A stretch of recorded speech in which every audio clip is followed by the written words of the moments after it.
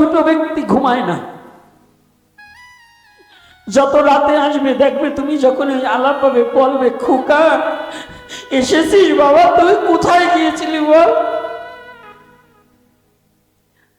খোকা যদি বলো মা তুমি ঘুমাওনি, বাবা তুমি ঘুমাওনি, বল তুই তো না বলে চলে গেছিস, তুই না আসলে কি ঘুমাতে পারি?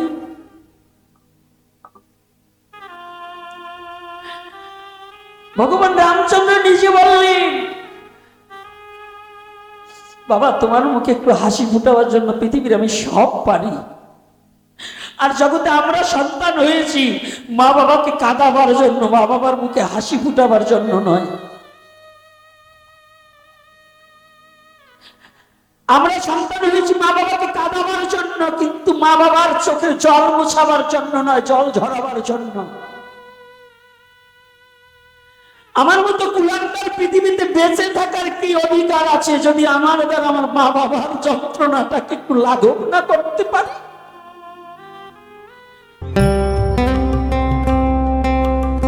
আপনারা দেখছেন হিন্দু টিভি 3 ইউটিউব চ্যানেল।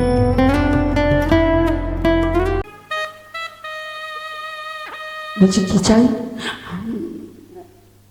আপনারা? সত্যবাদী, আপনি আমাকে কথা দিয়েছেন বাক্য নষ্ট করবেন। আরে রানী তোমার কি হয়েছে, তুমি চাও বলো। আপনি তো ত্রিসত্যি অঙ্গীকার করেছেন আমার দুটো বর। হ্যাঁ করেছি। আপনি আমার কাছে বাধা আছে? হ্যাঁ আছি। আমি আপনার সেই বর দুটোর মধ্যে প্রথম বরে চাচ্ছি রামচন্দ্র রাজা হতে পারবে না, রাজা হবে আমার ভরত। ভরত রাজা হবে, আর যে রাম 14 বছরের জন্য বনবাসে যেতে হবে। এই দুটি বর আপনার কাছে প্রার্থনা করি। যখনই বলেছে রামচন্দ্র রাজা হবে না, রাজা হবে ভরত, আর 14 বছরের জন্য রামচন্দ্র বনবাসে যাবে। রাজা দশরথ যে সিংহাসনে ছিল, সিংহাসন থেকে মূর্ছাগত অবস্থায় ধরণীর মাঝে পড়ে গিয়েছে ভূমিতে। রানী তুমি একই চাইবে? তুমি কি জানো না পৃথিবীতে রামচন্দ্র সর্বপ্রথম আমাকে বাবা বলে ডেকেছে। ধর্ম অনুপাতে জ্যেষ্ঠ পুত্ররা সিংহাসনের অধিকারী হয়, এমন অবিচার তুমি করো না। তুমি রামচন্দ্রকে সিংহাসনচ্যুত না করি তুমি যদি আমার প্রাণটাকে কেড়ে নিতে চাও, আমি হাসি মুখে তোমার কাছে আমার প্রাণ দিয়ে দেব। তথাপি আমার রামকে এমন শাস্তি দিও না, শাস্তিটা আমাকে দাও।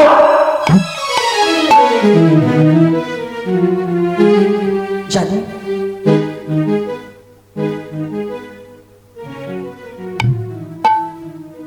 এ বিশ্ব জগতে কোনো পিতাই তার পুত্রকে কষ্টে রাখতে চায় না, চায় না।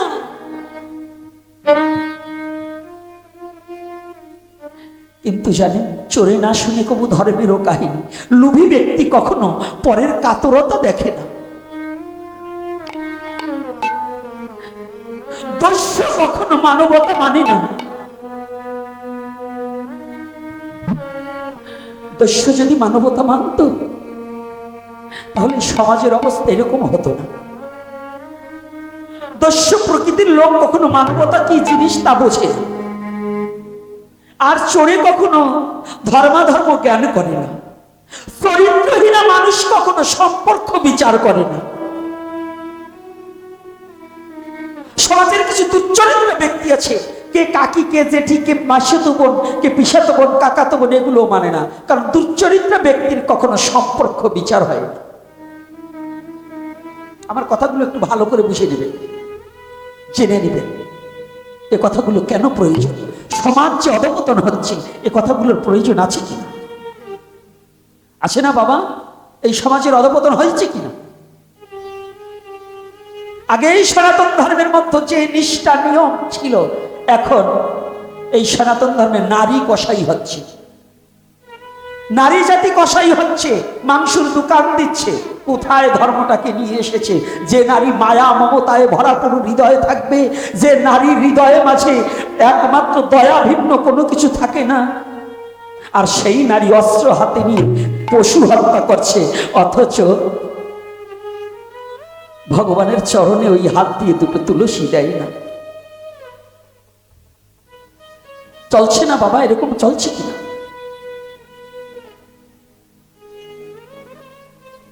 রাজা দশরথের যত করুণ কান্না, কিন্তু শুনছে না। না না, আমার তো বর প্রাপ্তি, আমার বর দিতেই হবে। বলুন, পিতা কি কখনো থাকতে পারে? ধুলায় ধূসারিত হচ্ছে, দশরথ কান্না করছে, চিৎকার করছে, না রানী, তুমি আমার প্রাণ নিয়ে নাও, তবে আমার রামচন্দ্রকে বনবাসে দিতে আমি পারবো না।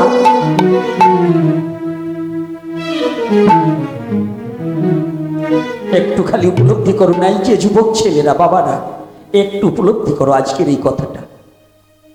অন্তপুরে এই কান্নার শব্দটা চলে গিয়েছে, রামচন্দ্র যেখানে বসে আছে। ভগবান রামচন্দ্র পিতার এই চিৎকার শ্রবণ করতে পারি দৌড়িয়ে ছুটে এসেছে। কি আমার পিতা চিৎকার করছে কেন? এসে দেখে রাজসভার মাঝে রাজা দশরথ ধুলায় পড়ে গড়াগড়ি যাচ্ছে।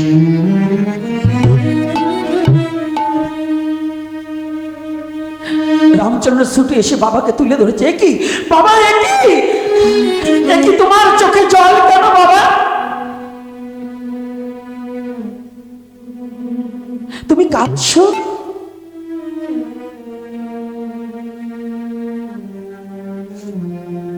নিজের গায়ের উত্তরী দিয়ে চোখের জলটা মুছিয়ে দিচ্ছে। দশরথ রামকে পেয়ে বুকে জড়িয়ে ধরে বলছে, বাবা আমি বলতে পারবো না, আমার যে জীবনে কি হয়েছে আমি তোকে বলতে পারবো না, কারণ এটা কোনো পিতার মুখ দিয়ে তোর কাছে বলার কোনো কথা নয়। আমি আত্মঘাতী, আমি জেনে শুনে বিষপান করেছি।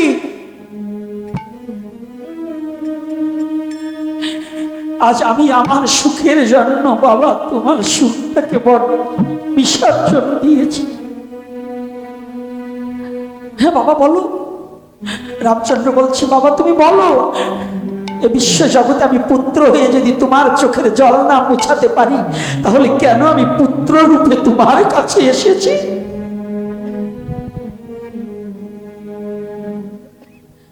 আমি যদি তোমার চোখের জলটাই না মোছাতে পারি, তাহলে কেন আমি পুত্র রূপে তোমার ঘরে জন্মগ্রহণ করেছি? তুমি কি জানো না, পুত্র হলে দুঃখ যায়, শাস্ত্রের লিখন।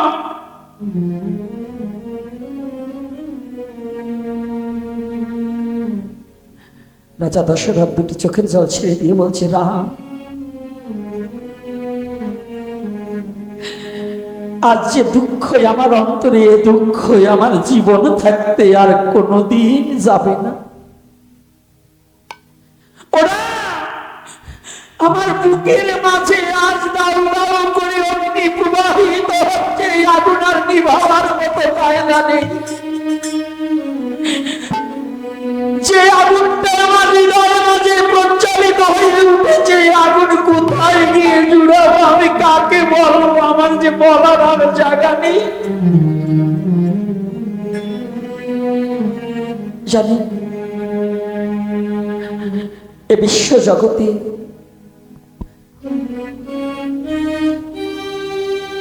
প্রতিটা পিতামাতা জীবিত থাকতে সন্তানের যদি দুঃখ হয়, ওই সন্তানের চেয়ে শত দুঃখই পিতামাতার হয়।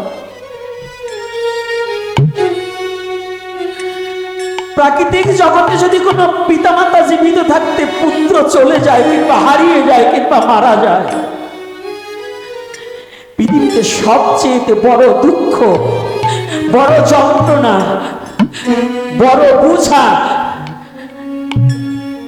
পিতার কাঁধে পুত্রের লাশ। তার চেয়ে অধিক বোঝা লাশ তো জানলো যে আমার পুত্র মারা গেছে, আর তার চেয়ে বড় দুঃখ পিতামাতা জীবিত থাকতে যদি পুত্র কারো হারিয়ে যায়। বনবাসে যাওয়ার পুত্র হারিয়ে যাওয়া তো সমান, বাঘে খাবে না শ্রীগালে খাবে জানা তো নেই।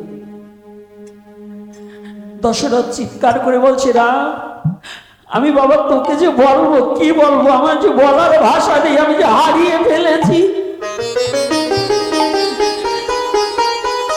লোকমুখে শুনতে পেলেন তার বিমাতা দুটো বর চেয়েছে, আগে বলে রামচন্দ্রে বনবাসে যাবে, অন্য বনে রাজ সিংহাসনে ভরত বসবে। কিন্তু ভরত আর শত্রুঘ্ন সেদিন বাড়ি ছিল না, মামা বাড়ি।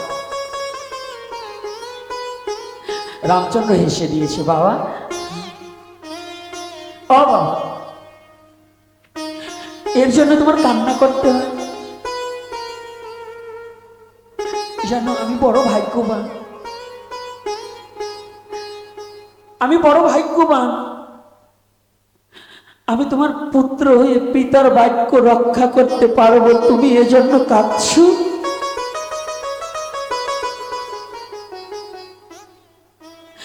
পুত্র হয়ে জন্মগ্রহণ করে যদি পিতার বাক্য রক্ষা না করা যায়, পিতার মর্যাদা যদি রক্ষা না করা যায়, তাহলে কেমন পুত্র সে? বলো বাবা, আমার তো পরম ভাগ্য যে আমি তোমার বাক্য রক্ষা করতে পেরেছি। তুমি কেঁদো না, আমি এই রাজ সিংহাসন চাই না, আমার পিতার মুখে একটু হাসি ফুটাবার জন্য পৃথিবীর সমস্ত কিছু আমি ত্যাগ করে দিতে পারি।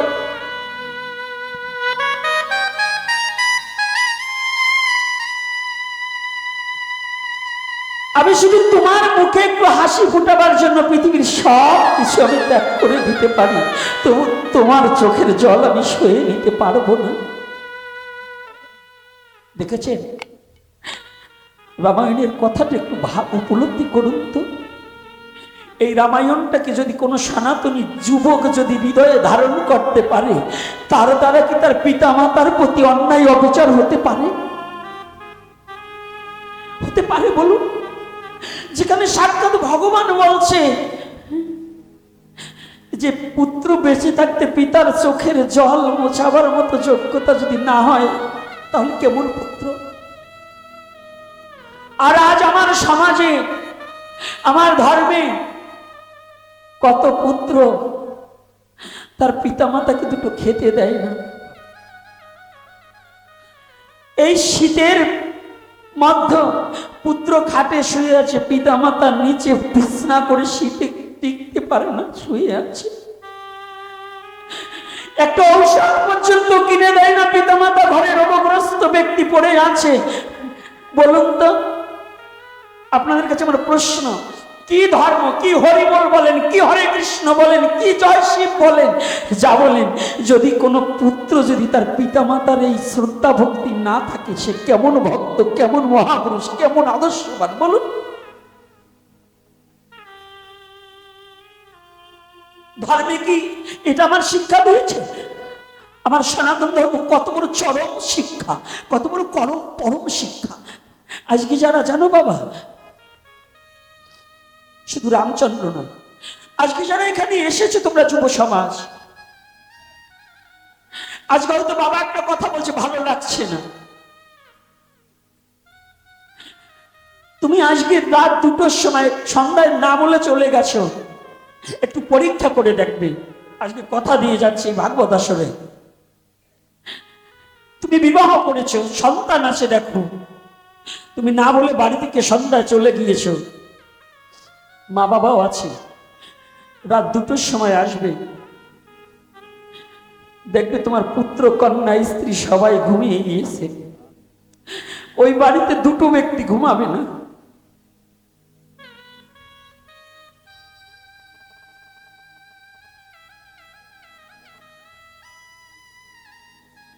ও বাড়িতে 2টো ব্যক্তি ঘুমাবে না, সবাই ঘুমিয়ে পড়বে, 2টো ব্যক্তি ঘুমায় না। যত রাতে আসবে দেখবে তুমি যখন আলাপ পাবে, বলবে খোকা এসেছিস বাবা, তুই কোথায় গিয়েছিলি বল? খোকা যদি বলো মা তুমি ঘুমাওনি, বাবা তুমি ঘুমাওনি, বল তুই তো না বলে চলে গেছিস, তুই না আসলে কি ঘুমাতে পারি?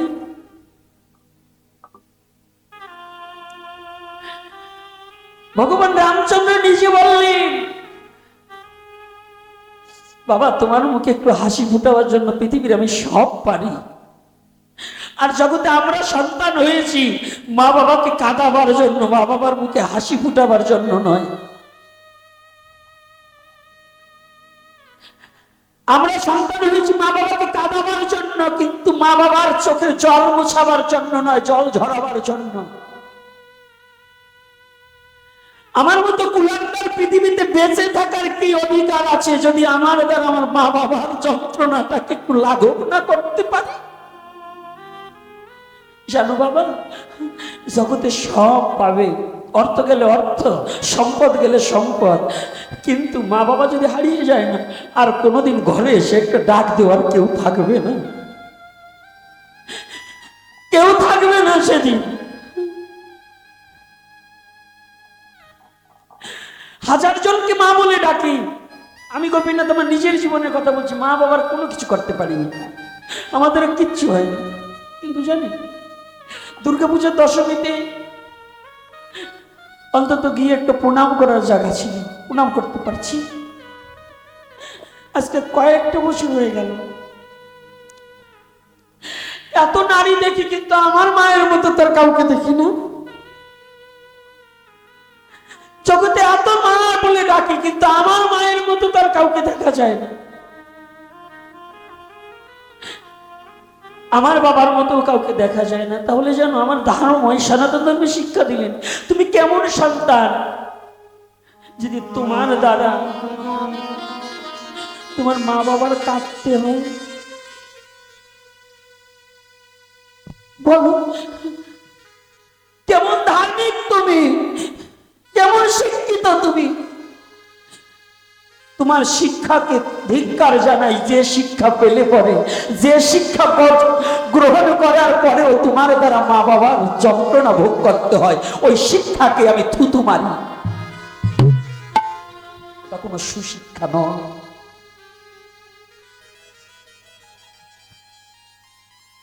এটা কোনো সুশিক্ষা হতে পারে না। হতে পারে বলুন, এটা কি সুশিক্ষা? কেঁদো না বাবা, তুমি কেঁদো না। আমি হাসি মুখে আমি বনবাসে চলে যাব।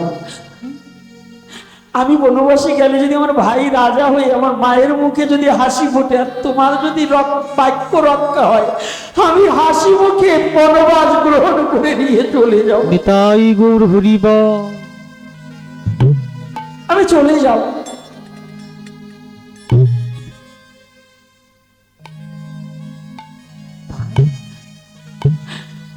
না, রামচন্দ্র অন্তপুরে চলে গেলেন, আমি এখনই চলে যাব। আমি চাই না রাজত্ব, আমি চাই আমার পিতার বাক্যকে রক্ষা করা, পিতৃবাক্যকে। এজন্য পিতৃবাক্য রক্ষা করার পিতৃধন রক্ষা করা সমান।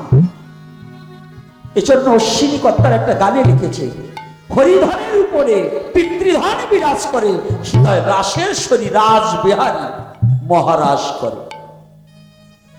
আছে না বাবা?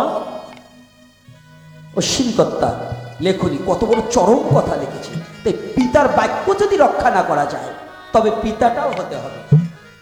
আমাদের সনাতন ধর্মে দুটো দিক বর্ণনা করা আছে। প্রহ্লাদের বাবার মতো হলে সেই বাবাকে ত্যাগ করতে হবে, আর যদি দশরথের মতো বাবা হয় তাকে গ্রহণ করতে হবে। বলো না গো, রাধে রাধে রাধে রাধে। অন্তপুরে সারা পড়ে গিয়েছে। বনবাসী পোশাক পরে সর্বভূত মনে মনে চিন্তা করছে রামচন্দ্র, না না,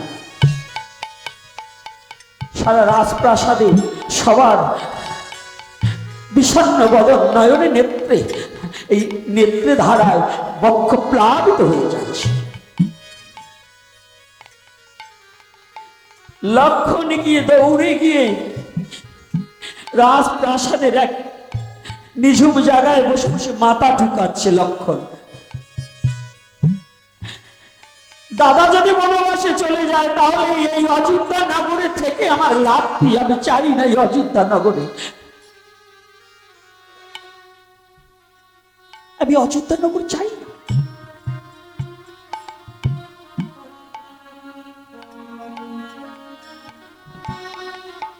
এদিকে ভগবান রামচন্দ্র মনে মনে চিন্তা করলেন, আমি সবার আগে যাব সুমিত্রার গৃহে। আমার বিমাতা সুমিত্রা, ছোট রানী, মায়ের দশরথের ছোট রানী। সুমিত্রা স্বপ্নাবেশে একদিন দেখতে পেয়েছিলেন গোলকের শ্রীহরি দশরথের বাণী কৌশল্যার ঘরে দশরথের দ্বারা আহ্বানে গোলকের শ্রীহরি রামরূপে এসে অবতীর্ণ হয়েছে। সেদিন হতে কৌশল্যা এই সুমিত্রা কি করতেন জানো না? রামচন্দ্র যেখান দিয়ে হেঁটে যেতেন এদিক ওদিক তাকাতেন, এদিক ওদিক তাকিয়ে দেখতেন যখন কেউ নেই, তখন ভগবান রামচন্দ্রের চরণ চিহ্ন যেখানে পড়ে আছে, কৌশল্যা ওই ভগবান রামচন্দ্রের চরণ চিহ্ন দেখে দেখে ওখানে থেকে চরণ ধুলি অঙ্গে মারতেন আর বলতেন, তোমাকে পুত্র রূপে পেয়ে আমার জীবন ধন্য হয়েছে।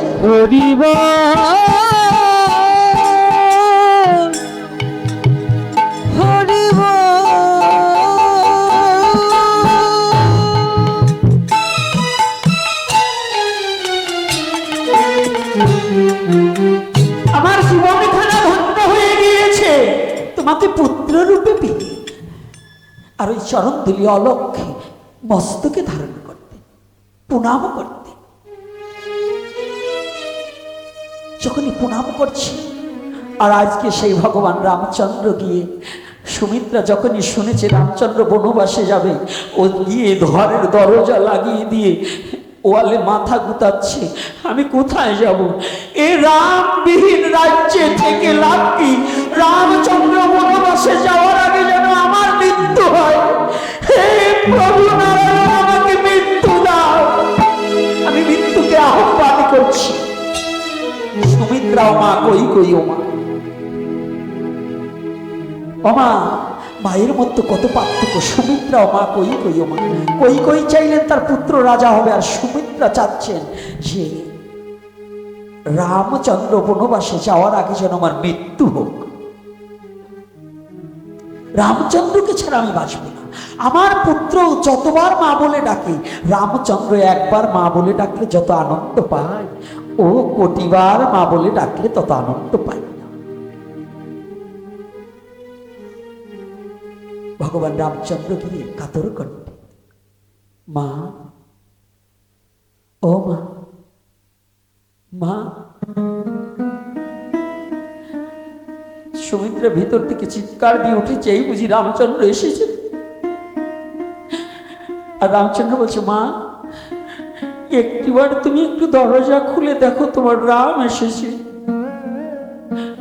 মা, তোমার রাম বনবাসে যাওয়ার আগে শেষবারের মতো তোমার রামকে একটু আশীর্বাদ করবে না মা?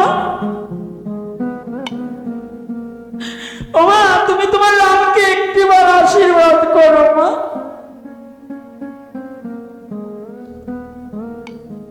সুমিত্রা ঘরের দরজাটা খুলে যখনই রামচন্দ্রকে দেখেছে, অমনি হাউমাউ করে জড়িয়ে ধরেছে। বাবা, ওরা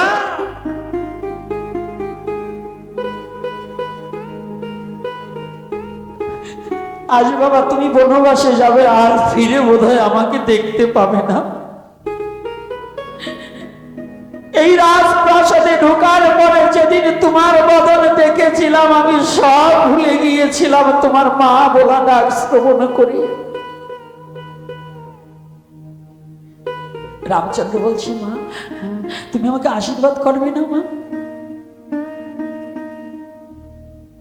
ভগবান হয়ে মাকে প্রণাম করছে, ভগবান হয়ে প্রণাম করছে। কর্তব্য কর্মপরায়ণতা, মর্যাদা পুরুষোত্তম ভগবান রামচন্দ্র মাকে, বিমাতাকে প্রণাম করছে।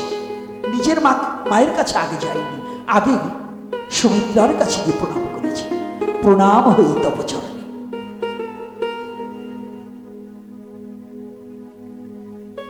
ওরা প্রণাম করলে তো আশীর্বাদ দিতে হয়। যদি কেউ কাউকে প্রণাম করে আশীর্বাদ দিতে হয়। রাম, আমার যে তোমাকে দেওয়ার মতো কোনো আশীর্বাদ স্বরূপে এমন কোন সম্পদ নেই যে তোমাকে দেব। তোমাকে দেওয়ার মতো আমার জগতের মাঝে এমন কোন সম্পদ স্বপ্নেই দেব। তবে জানো না, তুমি একটিবার দাঁড়াও দাঁড়াও, আমি একটু আসি। সুমিত্রা জানি রাম চলে গেলে লক্ষণকে আর আমি বাঁচাতে পারবো না। রাম চলে গেলে লক্ষণকে আমি কোনোদিন বাঁচাতে পারবো না। তবে যদি আমার লক্ষণকে বাঁচাতে হয়, আমার কাছে রাখলে আমি বাঁচাতে পারবো না। আর আমার লক্ষণকে যদি আমি রামের চরণে শুপে দিতে পারি, আমি জানি দয়াময় রাম আমার লক্ষণকে রক্ষা করতে পারবে।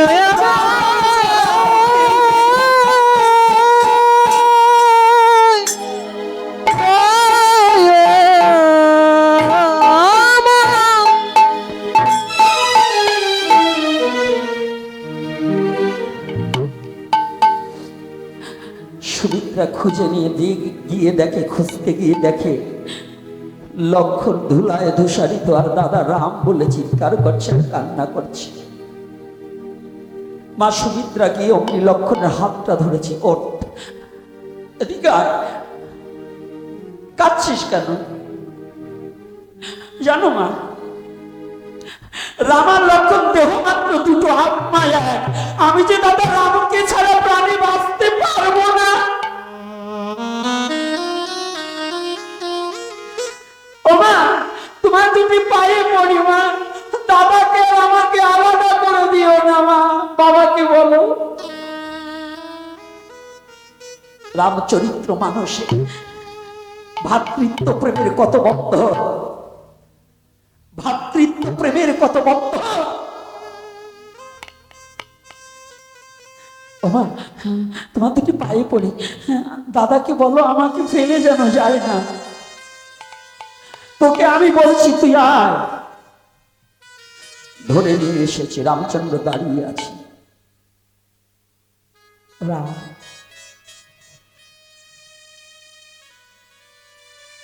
ওরা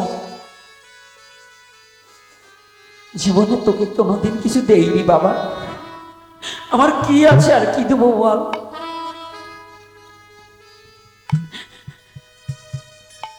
এই জীবনে আমার তো দিবার মতো তোমার চরণে কিছু নেই বাবা। তবে কি জানো, কেউ না জানুক জগতের মাঝে আমি জানি, আমি জানি লক্ষণের যে রামের চরণ ছাড়া জগতে কিছু নেই, কিছু নেই। শুধু লক্ষণের নয়, তোমার চরণ ছাড়া আমার কোনো দাঁড়াবার জায়গা নেই।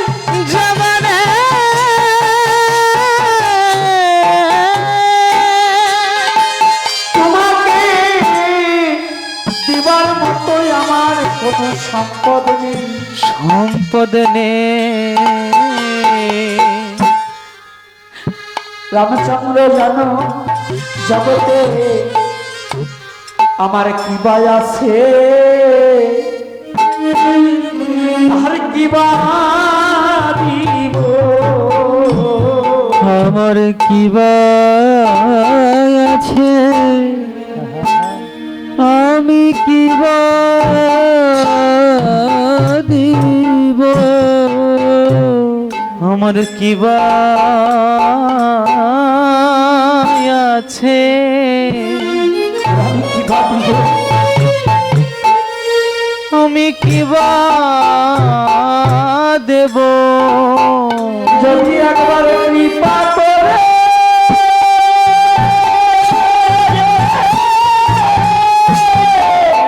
হরিবল হরিবল তুমি করো, জগতে আমার কি বা আছে, আর আমি কি বা দিব। তুমি একবার কৃপা করে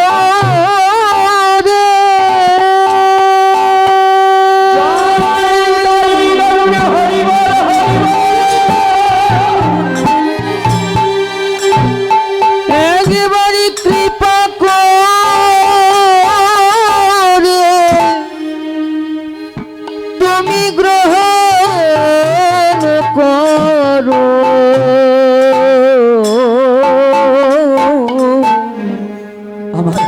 আমার কি বা আছে, আমি কি বা দিব। তুমি যদি একবার কৃপা করে গ্রহণ করো, আমার বলতে কিছু নেই তো, তবে আমার একটা সম্পদ আছে। আমি জানি একমাত্র নিরাপদ স্থান তোমার চরণ। এই জগতে জীবে কোন স্থান নিরাপদ নেই, একমাত্র ভগবানের চরণ ভিন্ন।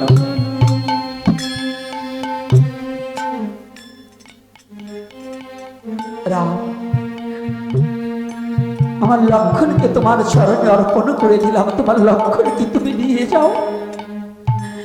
আর কি জানো, তোমাদের দু ভাই বিহনে যদি আমার মৃত্যু ঘটে, মৃত্যু ঘটে, একটা নিবেদন তোমার চরণে জানাই, চরণে জানাই,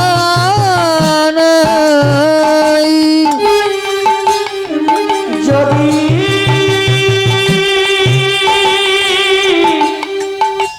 আমার প্রাণপাতি যাবার সময় হয়, সময়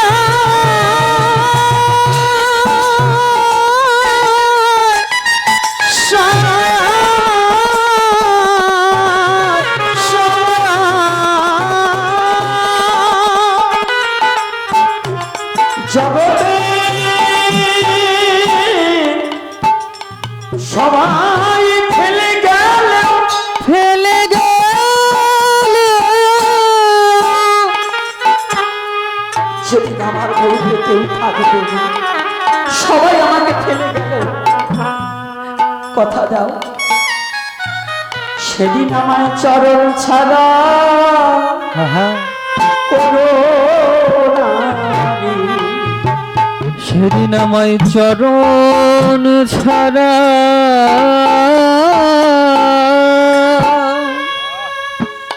করো না রে। সেদিন আমায় চরণ ছাড়া আমায় করো না রে। আমায় করো না রে। ওরে যেদিন আমার হরিবল হরিবল যাবার সময় হবে, সেদিন আমার চরণ ছড় করো না রে। যেদিন আমার যাবার সময় হবে, যাবার সময় হবে,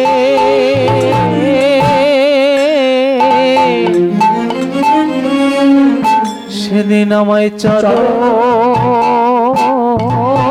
ছাড়া করো না রে। তুমি করো না রে। যেদিন আমার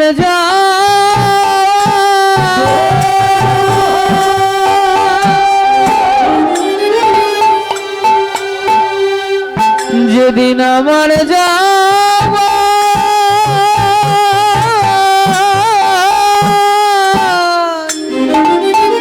সময় হবে, আমার সময় হবে,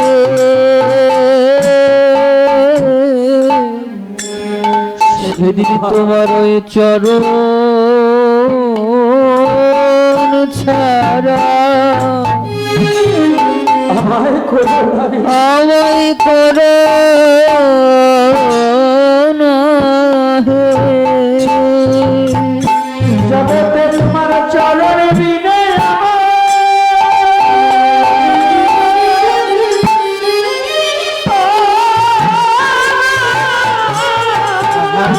হরিবল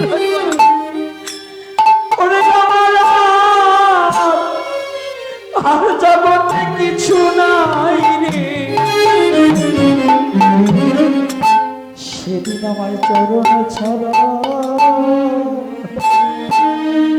করো না রে।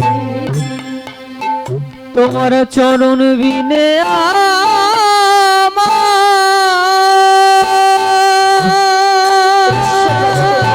চরণ ভিন্ন জগতে জীবিত হবে তারা আমারে জাগাবে।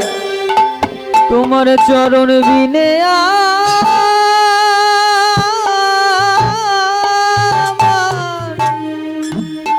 আমার কিছু নাই রে। সেদিন তোমার চরণ ছাড়া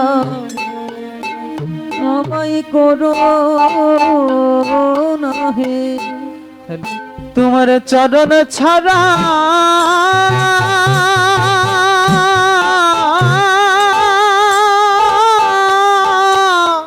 হ্যাঁ বলু হে, জগতে আমার আর কিছু নাই রে। সেদিন তোমার ওই চরণ ছাড়া তুমি আমায় করো না রে। ভগবানের চরণ ভিন্ন জগতে জীবিত আর কি আছে?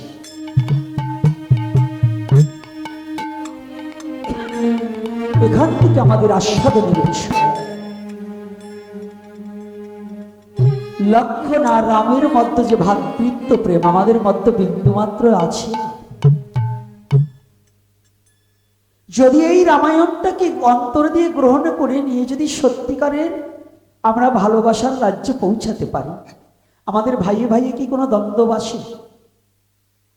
হ্যাঁ, কি আসবে? রাধে রাধে, কি আসবে নাকি? আচ্ছা বলুন তো, যদি এই রামায়ণটাকে আমরা ঠিক মতো হৃদয় দিয়ে ধারণ করতে পারি, আমার দ্বারা কি কোনো হিংসাবৃত্ত আসতে পারে? বলুন, সত্য কথা বলুন। আচ্ছা, লীলামৃত থেকে যদি আমরা আস্বাদন করি, আমাদের মধ্যে কি হিংসা থাকতে পারে? বাবা, গুরুচাঁদ চরিত্র সুধা থেকে যদি আমরা আস্বাদন করি, আমাদের কি হিংসা থাকতে পারে? আমরা নিজেদের মন কল্পিত ভাবে যখনই চলতে চাই, নিজে যখন প্রভু সাজতে চাই, তখন সমাজে বিভেদ সৃষ্টি হয়, মারামারি, দলাদলি, হানাহানি সৃষ্টি। তবে প্রভু নয়, দাসত্ব স্বীকার করতে হবে। আগে প্রভু নয়। আমরা যদি বৈষ্ণব সমাজ মনে করে মহাপ্রভুকে বাদ দিয়ে কিছু করব, তাহলে সে তো বৈষ্ণব হতে পারে না। মতুয়া সমাজ যদি মনে করে যে আমি গুরুচাঁদ ঠাকুরকে বাদ দিয়ে কিছু করব, তাহলে সে কোনোদিন মতুয়া নয়। কি বাবারা রাগ করলেন নাকি আমার কথায়? গুরুচাঁদকে বাদ দিলে কোনো মতুয়া টিকতে পারে? এই যে আমাদের যে একটা দ্বন্দ্ব বেজে গেছে, আজ থেকে 30 বছর আগে এই দ্বন্দ্বটা ছিল না।